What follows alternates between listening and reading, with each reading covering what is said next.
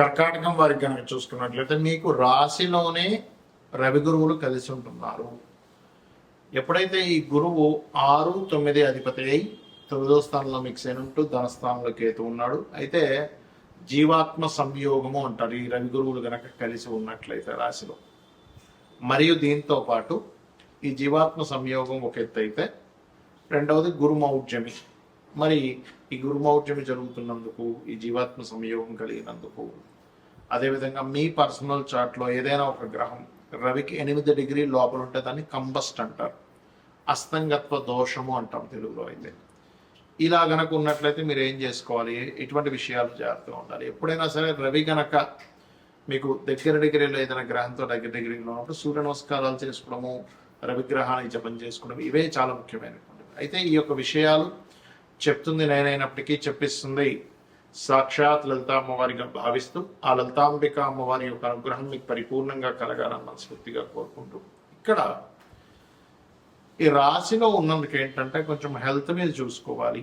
కాకపోతే రాశిలో రవి గురువుల యొక్క సంబంధం వచ్చినందుకు ఒక రకంగా చెప్పాలంటే పేరు ప్రఖ్యాతులు కూడా ఇస్తుంది. ఇక్కడ ఒక గుర్తింపు రావడం, పేరు ప్రఖ్యాతులు లాంటివి కూడా ఇస్తాం. కాకపోతే మీ తండ్రి గారి ఆరోగ్య విషయంలోని, మీ ఆరోగ్య విషయంలోని కొద్దిగా జాగ్రత్తగా ఉండాలి, గుర్తుపెట్టుకోండి. అందులో పర్టికులర్గా లివర్ రిలేటెడ్ ఇష్యూస్ ఉండేటువంటి వారు ఎక్కువ ఓవర్ ఫ్యాట్ తీసుకుంటూ ఉంటారు. ఫ్యాట్ ఐటమ్స్ విపరీతమైన, అంటే గుడ్ ఫ్యాట్ కాదు, కొన్నిసార్లు మనం చూడండి అనవసరమైన ఫ్యాట్స్ ఎక్కువ తీసుకొని కొలెస్ట్రాల్ ఎక్కువ తింటూ ఉంటాం.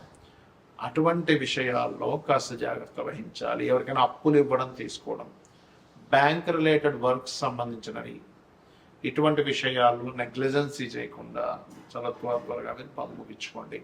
అది కాకుండా 2వ స్థానంలో కేతు ఉన్నాడు కాబట్టి ఎవరికైనా ధనం ఇవ్వడం, తీసుకోవడం, ₹1 వచ్చినా వెళ్ళినా కూడా గణపతిని తలుచుకోండి, కేతు గ్రహం దగ్గర దీపారాధన చేయండి. తద్వారా మీకు ఫైనాన్షియల్గా బాగా కలిసి రావడం జరుగుతూ ఉంటుంది. ఇక మీరు నిత్యము చేయవలసింది సుబ్రహ్మణ్యేశ్వర స్వామి యొక్క ఆరాధన చేయండి. నవగ్రహాలలో పర్టికులర్గా మీరు కేతువు, రవి, గురువు, శని గ్రహాల దగ్గర దీపారాధన చేయండి. అన్ని విధాలా మీకు బాగుంటుంది.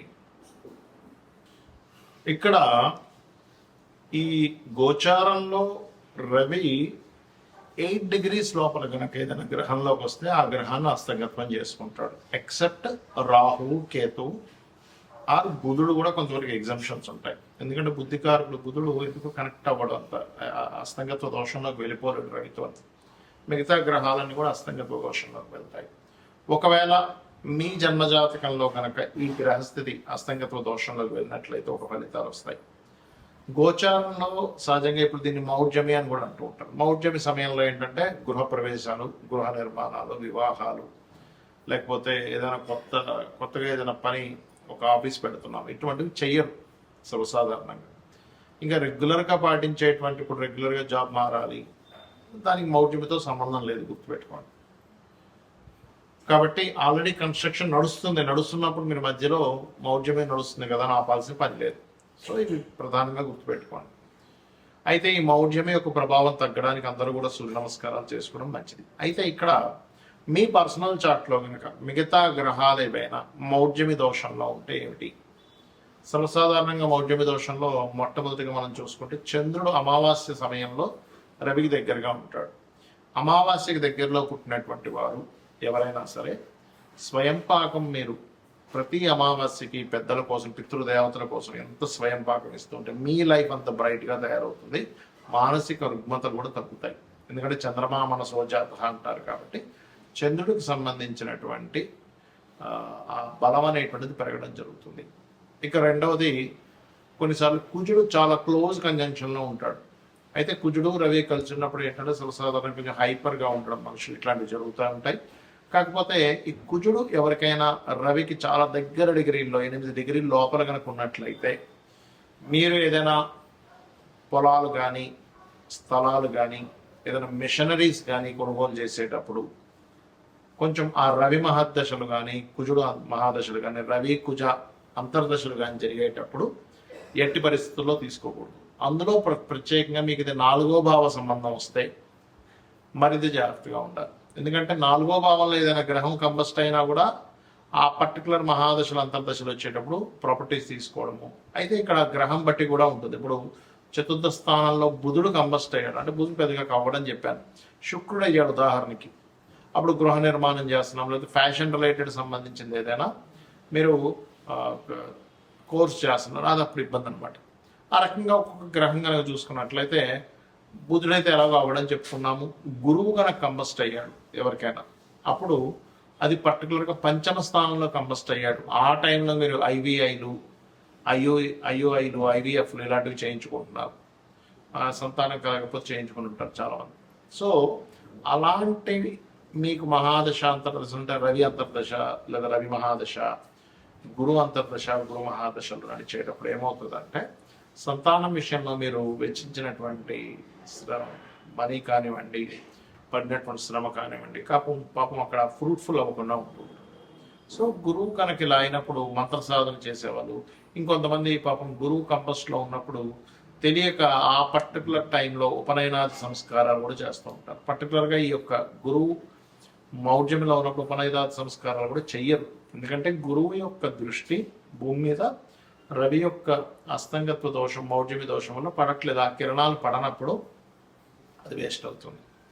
అదే రకంగా ఇప్పుడు ఈ గురువు అస్తంగత్వంలోకి లేదా మౌఢ్యమి దోషంలోకి వెళ్ళినందుకు మరలా ఒకసారి మనం ఆల్రెడీ గతంలో చాలాసార్లు చెప్పాము, ఒక 50 సార్లైనా బంగారం అప్ అండ్ డౌన్స్ అవుతూనే ఉంటుందని చెప్పాము. కాబట్టి ఏంటంటే ఈ యొక్క గోల్డ్కి సంబంధించింది ఏదైతే ఉందో ఇది కొంచెం స్ట్రక్ అవ్వడం కానీ కొంచెం అప్ అండ్ డౌన్స్ అవడం ఎక్కువ తీవ్రత చెందుతూ ఉంటుంది ఇక్కడ.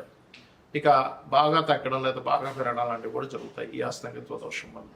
ఇక అదేవిధంగా శుక్రుడు ఎవరి జన్మ జాతక చక్రంలో అయినా శుక్రగ్రహం కనుక పర్టికులర్గా సప్తమ స్థానంలో కనుక అస్తంగత్వం అయింది, లేదా 12వ స్థానంలో కంబస్ట్ అయింది, గ్రహం కంబస్షన్ అంటారు దాని ఇంగ్లీష్లో, తెలుగులో అయితే అస్తంగత్వ దోషము అంటారు. సో ఆ రకంగా ఎవరికైనా శుక్రుడు అయితే పర్టికులర్గా పురుషుడికి అయితేనేమో స్పర్మ్ కౌంటింగ్ తగ్గుతూ ఉంటుంది 12లో అయితే కనుక, లేదా సప్తమంలో అయినా వివాహం అవ్వడానికి కష్టం అవ్వడము, స్త్రీలకైతే కొంచెం ఎక్కువ జ్వరం రావడము, మరియు అదేవిధంగా వివాహ సంబంధించిన విషయాలు ఇబ్బంది అవ్వడం, ఏదైనా వాహనం కొనుగోలు చేస్తూ ఉంటే పర్టికులర్గా శుక్రుడు 4లో కంబస్ట్ అయితే కనుక వాహనం కొనుగోలు చేసేటప్పుడు లేదా గృహం కొనుగోలు చేసేటప్పుడు చూసుకొని కొనుగోలు చేయాలి. వీలైనంత మట్టుకు వాళ్ళ పేరు మీద వాహనాలు గృహాలు లేకపోవడం మంచిది. ఉదాహరణకు చతుర్థంలో కేతు ఉన్న చతుర్థ స్థానం పాడైనా చతుర్థాధిపతి పాడైనా వాళ్ళ యొక్క జీవితంలో వాళ్ళ పేరు మీద వాహనం కానీ గృహం కానీ తీసుకోకుండా ఉంటే వాళ్ళకి చాలా బాగా కలిసి వస్తుంది. అంటే వాళ్ళ జీవిత భాగస్వామి పేరు మీద వాళ్ళ పిల్లల పేరు మీద తీసుకోవాలి. అదేవిధంగా శని కనుక బాగా క్లోజ్ కంజంక్షన్స్లో కనుక వెళ్ళిపోయి ఇంకొక పాపగ్రహం కూడా యాడ్ అయితే తల్లిదండ్రులు అంటే తండ్రికి కొడుక్కి వచ్చేటువంటి ఇవి ఇబ్బందులు ఎక్కువ ఎదురవుతూ ఉంటాయి, గుర్తుపెట్టుకోండి. అదొకటి. అదేవిధంగా ఇప్పుడు రాహుకేతువులకైతే అస్తంగత్వ దోషం ఉండదని చెప్పుకున్నాం. కాకపోతే రాహుకేతువుల దగ్గరికి ఎప్పుడైనా రవి ముఖ్యంగా రాహు దగ్గరికి వెళ్ళినా లేదా చంద్రుడు రాహు దగ్గరికి వెళ్ళినా రవి చంద్రులు ఇద్దరు పాడవుతుంటారు. కాబట్టి అప్పుడు ఏం చేయాలి, రాహుకి రెమెడీ చేసుకుంటుంటారు. రాహుగ్రహానికంటే దుర్గాదేవి ఆరాధన చేసుకోవడము, మినుములు దానంగా ఇవ్వడము, గారెను నైవేద్యంగా పెట్టడము, బెల్లపు ఉండలు ఒక 4 ఉండలు గోవుకి తినిపించడం, ఇవి చేస్తూ ఉంటారు. అప్పుడు ఖచ్చితంగా వారికి ఆ దోష పరిహారం అనేటువంటి జరుగుతుంది. రావి చుట్టూ ప్రదక్షిణాలు చేస్తూ వాటి మీద సర్ప ప్రతిష్ఠ చేసిన, అంటే సర్పాలు అక్కడ ఉంటాయి ప్రతిష్ఠ చేసిన వాటి మీద పసుపు కుంకుమ గంధం కలిపి నీటిని వేయండి. అన్ని విధాలా మీకు బాగుంటుంది. శ్రీమాత్రే నమః.